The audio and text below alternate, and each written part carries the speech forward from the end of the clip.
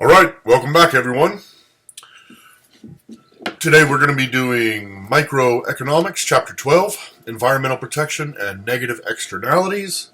As much as this chapter is about environmental law, that sort of stuff, it's more about externalities. So let's try to have, I guess, environmental protection is more of a metaphor for the broader concept of externalities, positive, negative. So we'll touch on that, but try to keep that in mind. That this chapter really isn't about environmental protection. This chapter is about externalities and trying to introduce the concept of thinking of other costs or benefits that might not be considered in the very simple supply and demand cost curve. Okay. So. First, if you want to take a second to pause me and pull out your notes, this is going to be Microeconomics Chapter 12. All right, here we go. Let me mute this. All right, Microeconomics Chapter 12. Section 12.1 is the economics of pollution. Again, we're going to be talking about environmental policy, pollution, these sorts of things, but I want you thinking in terms of externalities. Okay. So externalities is just simply the idea that a market change or a market transaction or interaction, etc., a purchase, whatever you want to call it, can have an effect on a third party or a fourth party, etc., or society at large, regardless of who the external party is. Your interactions and transactions affect others, right? And this is the idea of externalities that we're going to start talking about. Sometimes that can affect others in a good way, right? Generally, market transactions have a sort of compounding effect, right? So if you think about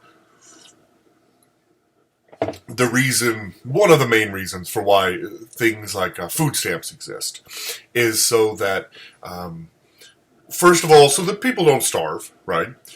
So that people are getting proper nutrition and that they can benefit the society through their own work and labor. But also in the idea that you don't want individuals to just completely drop out of the economy, right? So if you give this family food stamps or SNAP benefits or whatever you call them in your state, then they will take that money and they will spend it on food, agricultural products, right? And part of that money is going to the suppliers, part of it is going to the farmers, part of it is going to the supermarket, part of it is going to the driver of the truck, part of it is then when it gets to those people, it is being further spent for supplies or fertilizer or you understand? So there are wonderful positive externalities just from economic transaction in and of itself, right?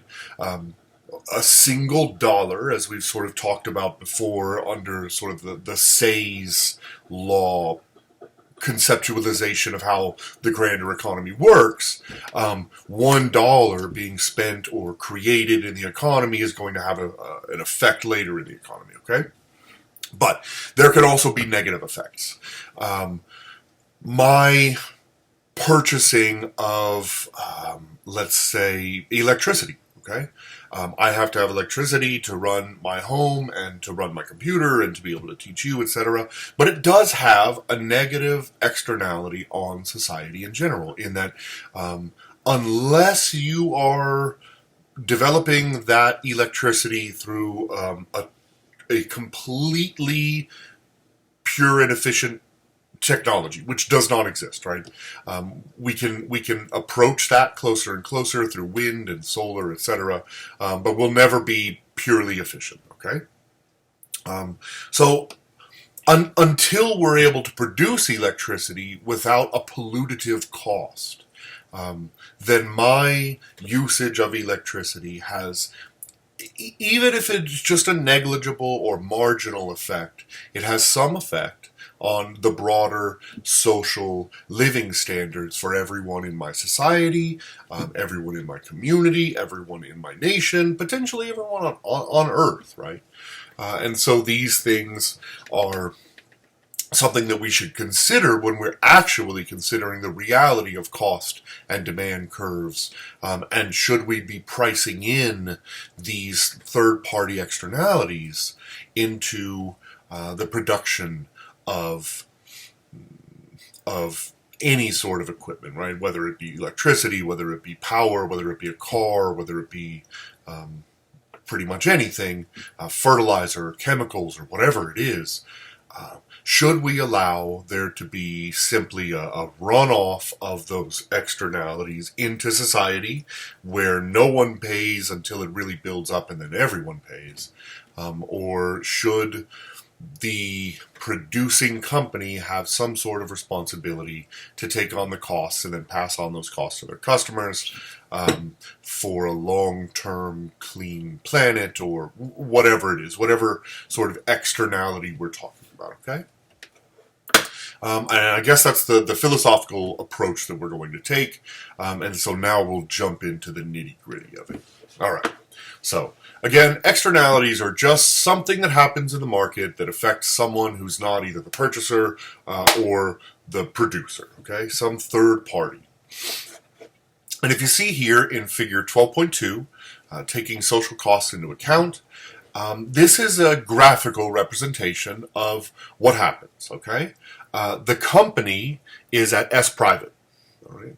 And this is where they would supply the market. This is where their price point would be at the equilibrium of zero. And the equilibrium of zero, E0, is where the demand curve crosses the private supply curve. So if the company didn't have to take any of these costs into consideration, say this is a chemical company, we'll call it DuPont. DuPont has had some disastrous and horrifying, massive pollution mistakes in the past, including killing basically an entire Indian city at one point, where one of their factories had a leakage, and then all of the chemicals leaked down into this valley and killed everyone in the entire valley.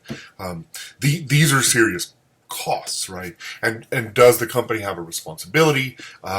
The idea here, though, is that if the company does take on the responsibility of the costs of making sure that this is a clean product and that there are no external runoffs into society, then S moves from S private supply curve to S social supply curve, where now they are taking on the costs of cleaning up their act, in a sense, I guess.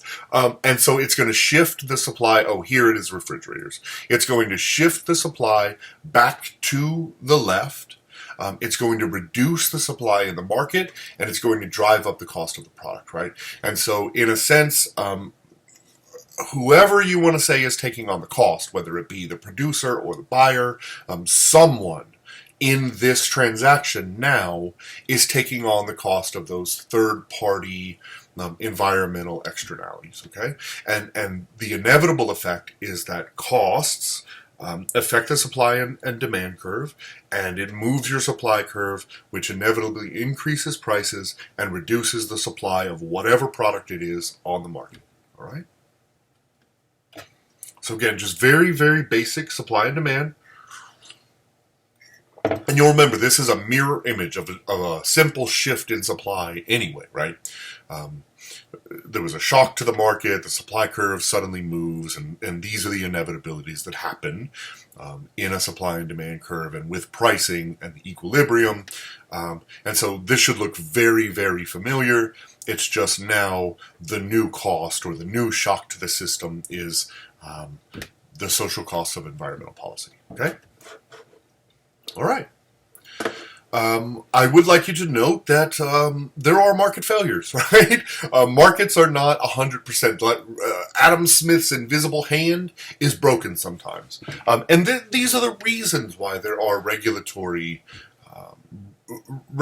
agencies, why there is government in general, why there are laws to ensure that, they're not dumping nuclear waste into a suburban New York area, which is a real thing. Go look up the Superfund, where they were just they're just dumping nuclear waste in the ground, and nobody's really saying anything about it. And then they discover that, oh my God, everyone has cancer. All of these people and all of their children and all of their progeny are having horrible, disgusting mutations. And these are the things, like, I know some of you are probably shaking your head and saying, you hippies and environmental policy. Not allowing people and their children and every generation thereafter, so their line is basically wiped out.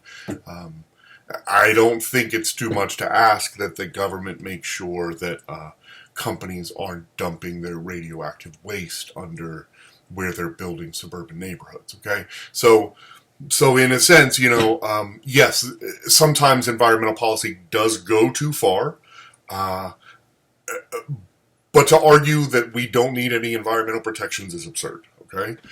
We do need clean water, and we do need clean air, and we do need to not live on top of radioactive waste. And so there is a need for government to be there to step in. Now where that limit is, I don't know, but arguing, on one extreme or the other is pretty silly. So let's try to just sort of stick to the basics, and don't be angry with me about the philosophy of environmental policy, because again, it's not really what we're talking about here. We're talking about externalities in the market. Okay, so market failure. Government is sort of inevitable when it comes to market failures, and pollution is a really simple way to see how market failure works. I even watched a really interesting documentary last night that was probably a little overboard, but it was about the fishing industry and how the fishing industry isn't really being regulated right, and they have a problem with the tragedy of the commons in that everyone's going to cheat the system no matter what, and so you really need oversight, these sorts of things. And pollution is the same way, right? If you can get away with it and you can make more money, generally you're going to make more money unless someone's sort of looking over your shoulder and making sure that you're not dumping nuclear waste into the ground. So in many cases, environmental regulations or regulations in general, regulations for consumers to ensure they're not being gouged, regulations for borrowers to ensure that there's not usury in the system. There are lots of different examples. So again, remember, we're talking externalities, not necessarily pollution. But I did want to make the point that let's try not to get too lost down the philosophical. Let's just learn this stuff. After reading the last exam, I know some of you guys get a little hot on this stuff, I guess. So let's just focus on the concepts, okay? Okay. Section 12.2, Command and Control Regulation. This has generally been the approach. I guess I should give you a little bit of history on environmental policy.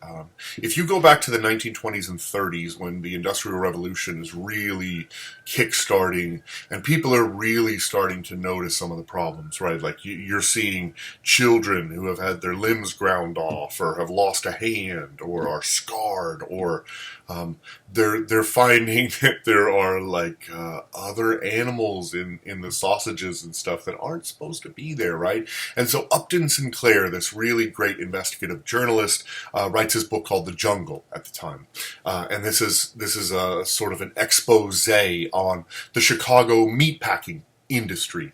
He just picked he's from Chicago. He picks an industry that he thinks is really interesting and that there are a lot of accidents in.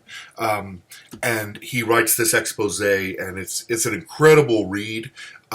But it'll really kind of scare you a little bit, like as to how much people are being just abused and how little safety existed because the government wasn't involved yet in ensuring that people were safe. So Upton Sinclair writes this book, and they're finding out that there are mice and rats in the sausage. There are like human fingers are getting cut off, and they didn't even bother to grab them out, and it's just all being ground up in there.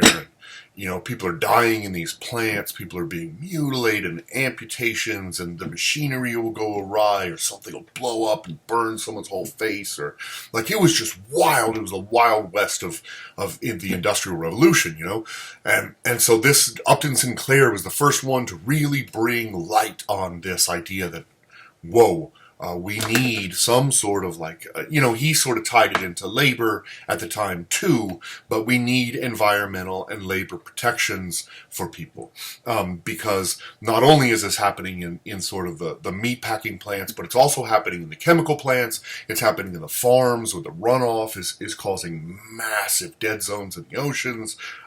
We have all of these problems, right? And so the U.S. government steps in, and really governments all around the world start putting in policies around this time, which is very interesting because if you're sort of a natural experimentationist in economics or political scientist, you can look at the different laws that were implemented in different nations at the same time and sort of tease out what worked and what didn't, which is there's some really cool research on that kind of stuff. So if you're interested in going down this line, send me an email and I'll shoot you some ideas on some research to read. But the point is, in the 1930s and 1940s, 1950s, we don't have a lot of innovative, thoughtful ways of controlling these things. And so it's basically just the government saying, don't do this, right? Just here are your limits. We'll be watching. We'll fine you. Don't do these things, okay? And that's early governance in general. If you look at sort of the rise of modern democracies, and modern democracies and policymakers and political scientists and such are becoming much more adept at writing laws and changing incentives for individuals and for firms. So these things are changing. But first we'll go through 12.2, which is sort of the command and control regulations, the anachronistic way of doing these things. This is the way that they would do it 75 years ago. They would just say, don't do this. We're writing a law that says you can't do this. It's not very effective, and we'll talk about why. So, command and control regulation is just the idea that the government requires the firm to increase their costs by installing anti-pollution equipment. We have done this in many, many, many different ways. Whether it's in filtering out the smoke from smokestacks by putting in screens, whether it's the catalytic converter on the car or the manifold, the exhaust system on the car, which was basically enforced in the 1970s, whether it is how to get rid of your nuclear waste properly. There are lots of different laws that were put on the books in the 1930s, 40s, 50s that basically just said, don't do this. Here are the limits on how much PTB you can put into the air, or how many CFCs you can put into the air, which is what caused the hole in the ozone. They're called chlorofluorocarbons. It's one of the world's greatest triumphs of internationalism over a massive human problem, right? We have this issue called tragedy of the commons. It's where it's really hard for a whole bunch of people to agree to use some substance sustainably, right? And so we had this problem in that we were producing chlorofluorocarbons, CFCs, for refrigeration in the 1960s, 70s, and 80s. Scientists discovered that it is degrading the ozone because it is sucking carbon molecules out of the air and turning them into carbon-14, which has different reflected. I don't know why I'm getting into the science. I don't know why I'm getting into the science. CFCs was one of the greatest international triumphs of international agreement to reduce CFCs over time and eventually completely ban them and find new materials for refrigeration. For anyone who says that it's impossible to enact, say, carbon taxes or environmental controls worldwide, I would say that's not true. Go back and look at CFCs and the Toronto agreements, okay? So it is possible. It's just it's not easy. It's difficult. Okay, but these are command and control. Stop doing these things. In the 1970s, Nixon comes in, and environmentalism and republicanism, interestingly, are sort of hand in hand at the time. And Nixon passes the Clean Air Act, the Clean Water Act, and then they also install the Environmental Protection Agency. For those conservatives out there who think that the Republican Party has sort of always been pro-business, that's not true. They, in the 70s and 80s, were a very, very, and even into George Bush 1, were a very environmentally focused political party. So, interesting factoid. Anyway, there are some serious problems with this approach, as I'm sure you can figure out. There are incentivization problems, right? Once we tell a company, all right, you can no longer produce chlorofluorocarbons at more than 2 tons per year, how do you get them below 2 tons, right? Is 2 tons the right limit? Most of our politicians are not scientists and know almost nothing about real science. And really would have a very difficult time trying to determine what is the individual firm's limit on chlorofluorocarbon in 1987 going to be. Come on. It's a really difficult thing for them to get right, and it also doesn't incentivize them getting any better than that limit, right? And so it's not great. Number 2, it is too broad. There are a variety of ways of manufacturing things, right? There are a variety of different ways of manufacturing, say, a chemical. If you want to manufacture citric acid for preservatives for foods, okay? There are maybe 6 to 8 different ways of doing that. And so just saying, reduce your emissions to here, this year, doesn't really account for the differences and difficulties in reducing these things. Some corporations might find it very simple to reduce their emissions. Some are going to find it more difficult because they're in a different market, they're building a different product, they're using a different manufacturing technique, and so just sort of across the board saying everybody do this right now isn't really, I guess, equitable in how you treat the different firms, right? Which arguably is not good. That's not the free market. That's the government sort of forcing strictures upon you, and you sort of just have to figure it out if you can.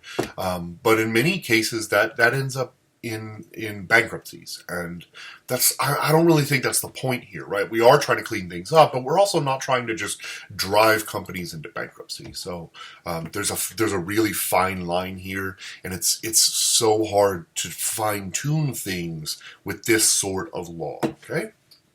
Third, lobbying and political BS is a real thing, especially in such a money-inundated system like the American system, which is absurdly filled with political money. And so this is another equity issue, right? The small firms and the medium-sized firms are having to stick by these difficult government strictures, and yet Exxon and Chevron or whatever it is somehow are exempt because they bought their way out of it. That's not fair. It's not equitable. It undermines, actually, the legitimacy of laws in general, and it's really undermining our own voters' perception of whether our government is even functioning or not, right? And so this is a real problem. I would say this, at least in the American context, this might be the biggest problem, is that companies can just buy their way around it by sending their army of lobbyists to the Hill. That is very frustrating, and it's antithetical to democracy and this is a real problem. So we're going to move on to section 12.3, which are some of the newer and more innovative approaches to reducing externalities, okay? Okay, so now we have 3 new types that we can talk about, and there's a lot of variations within these types, but these are the 3 broader conceptual types of how we can change externalities through market-oriented reforms rather than just through government strictures, okay? So, the first is charges, and this is, it's not just pollution right here, think externalities again, so think just charges. Here you can tax the output of a specific chemical, the output of a specific waste or gas or carbon or whatever it is, right? As long as you can measure it, you can tax it. And this is a new innovative way that came about in maybe the 70s and 80s. It really started to ramp up off the ground around the 1990s when they started talking about carbon, okay, carbon, CFCs, these sorts of things. And this is just a tax on the pollution that exists. And a lot of times what happens is they'll ramp up the tax. If you look at figure 12.3a, right? You start putting a tax on particle emissions is what it is here, okay? In their pounds or volume or whatever it is of gaseous emissions.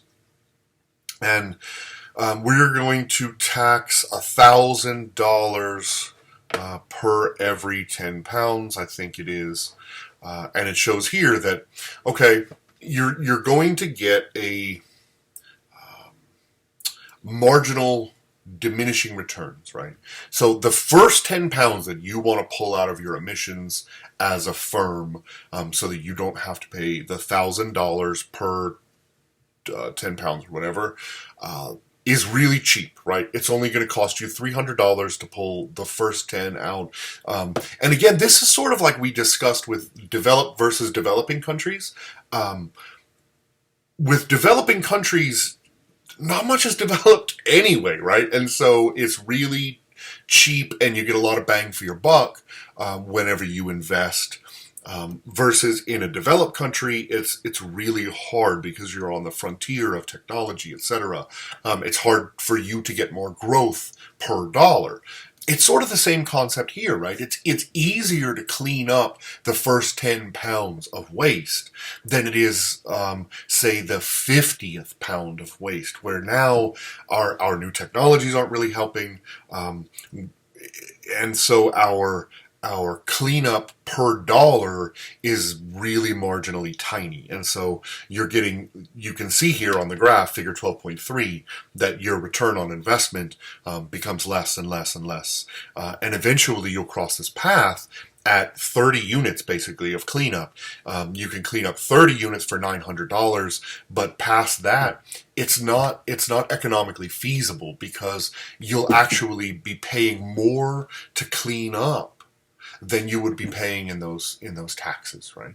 And so when you make this economically efficient decision, you'll say, okay, we are going to clean up the first 30, but then beyond that, like if we have to produce more gaseous emissions, we're just going to pay the taxes on them because we can't afford to keep cleaning up at that rate because we've met our limit basically, okay? And it's going to start costing us more to clean up than it's worth. So you can see how this is a little different, right? It incentivizes things differently, and then you can also tweak the tax to help to incentivize even further, right? And if it's too onerous, it's easy to change, these sorts of things. I guess here I highlighted that the key is, remember, you will continue to clean up until you meet that taxation cost. And at that point, once you cross that threshold, at that point you will start emitting. Like there's not an economically feasible reason for you to clean up. Okay? Does that make sense? Under that line, you will continue to clean, because we're gonna save money because the taxes are $1,000 per 10 unit. But once you shift from that 30th to the 40th, well, now you're paying from 900 at the 30th to 1,500, where the tax is only 1,000. So of course you don't shift to cleaning up the extra 10 from 30 to 40. All right, marketable permits. This is the famous cap and trade system of carbon taxation in Europe and in Asia. America has largely ignored this. We'll touch on why. At least my ideas as to why, and some other researchers' ideas. Okay, marketable permits. This is cap and trade. The idea is that the government sets into place an automated system, right? We will allow 40,000 tons of carbon emissions from England this year. 40,000 tons, that is the cap, okay? Then they will make 40,000 giveaways for 1 ton of carbon emissions. And they will distribute this sort of equally depending on where production was in the past to all of the different corporations and say, go. And you can produce, say we produced 6 tons last year. We have been given our 6 tonnage cards this year. We can produce up to those 6. Okay? But if we can reduce our emissions, we can sell one of them. So if we can get down to 5, then we can sell this one off to some company that hasn't been able to reduce its emissions this year. Okay? Next year, or 2 years, or 5 years, or whatever, these 6 turn into 5 for me, and the entire market is equivalently reduced by that. I think it was 17%. So around about 17% is 1 in 6. Okay, so just imagine we're reducing each group of 6 now to 5. Because it's 5 years later, we want to keep reducing our carbon yield into the air, and so our 6 becomes 5, but it also becomes 5 for every other producer in the market. All right. Now, if over those 5 years I have been able to move down from 6 to 4. I still have 1, and I can sell it to someone else who's probably a little more desperate this year after the reduction, right? And so there becomes a market for these emissions caps. And so smart businesses who are able to make quick adjustments or cheap adjustments to their firm to reduce their emissions can sell off their allotment of emissions to other corporations, at least for that singular year, right? And so the total emissions in the system shrink little by little, and those corporations or firms which are able to adjust quickly and well and efficiently benefit even more, because they're able to sell off their allotments to the sluggish, non-conforming businesses. And so it's a pretty brilliant system. It incentivizes people the right way. It shrinks the system the right way. It makes money for those firms who are innovative and efficient. It's pretty cool. Now, why haven't we seen this in America? Largely because you can't lobby your way around it. There is a total allotment of carbon in the system, and the firms are handed it out, but you can't really lobby your way around it unless, you get a politician or somebody to print you extra cards, but maybe that ends up you all go to prison for corruption. And so this is a really touchy political way or legal way that sort of, it forces everyone to not act corruptly. So it's a very interesting thing, and it's a thing that American firms, especially the biggest American firms and the biggest American, I guess, polluters, especially the gas and oil companies, and I'm not saying they're bad. I'm saying they have economic incentives. All right. They have an incentive not to let this happen because it would be very difficult for them to use all of the power that they have established and built over the decades in the Washington, D.C. circuit under this sort of marketable permit cap and trade system. Okay. Maybe it's a little conspiracist, but I have read a lot of economists and journalists who sort of think that this is probably the reason why, and they've even heard some grumbling and some reporting from emails and things like that. So, okay, and then finally we have better defined property rights, and I would say if anyone's really interested in property rights and how wonderful they are for market systems, go pick up Mansur Olson's 1983 book, which won the Nobel Prize, about Nigeria. It is phenomenal, and it is about sort of Nigeria finally coming to terms with the idea that they need to move away from the communist sort of system, move more toward privatized property rights that are extremely well defined, and it really helped them to clean up a lot of the corruption, a lot of the inefficiency, and it helped them to sort of move into the second tier territory in the world stage rather than the third tier where most of Africa sadly is still stuck today. And it was because of property rights, and the idea here is that the more purely definitional and specific and precise that you can be about property rights and who has responsibilities, then the better it is for your market, the better it is for your environment, and the better it is for the society in general. And so, if it's ill defined, who is responsible? Is it the farmer who is allowing runoff into the is it the farmer who's allowing fertilizers and chemical runoff into the groundwater? Is it the state because they're supposed to have ownership of the groundwater? Is it the people who own the oceanfront property where the fish are dying? Like there are a lot of ill-defined property rights and responsibility rights, and if we were to, the more clean and precise they are, the better it is. And it's really easy to sort of hand out responsibility for social inequities and for negative externalities if you have extremely crisp and clean property rights. Okay.